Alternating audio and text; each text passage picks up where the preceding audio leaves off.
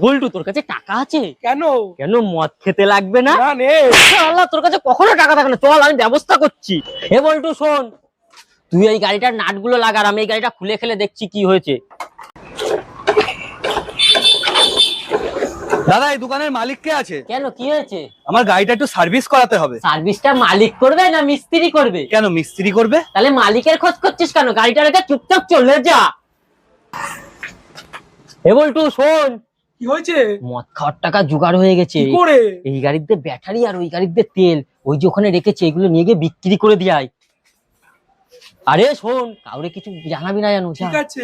ইরে সব গাড়িগুলো ঠিকঠাক করে কাজ করেছিস তো? হ্যাঁ দাদা, সব গাড়ি ঠিকঠাক করে কাজ করেছি। বল্টু কোথায়? বল্টু একটা পার্স আনতে পাঠিয়েছি। ও ঠিক আছে ঠিক আছে, তা ওকে ঠিকঠাক করে কাজ শেখাচ্ছিস তো? হ্যাঁ হ্যাঁ, ঠিকঠাক করে কাজ শিখাচ্ছি। দাদা একটু গাড়িটা দেখে দিন তো। এই দেখ তো কি হয়েছে। কি হয়েছে ম্যাডাম গাড়িতে? চলতে চলতে বন্ধ হয়ে গেছে, আর স্টার্ট নিচ্ছে না। ঠিক আছে ম্যাডাম, দেখছি। এখাপা ব্যাটারি আর তেল বেচে এই টাকা পেয়েছি। এই তুই যে বললি ও পাস আনতে গেছে, ব্যাটারি তেল এসব কি? না না দাদা, ওইসব কিছু না। এই করে বেড়াচ্ছিস, দেখাচ্ছি মজা। বল্টু বাচ্চা সব পালা।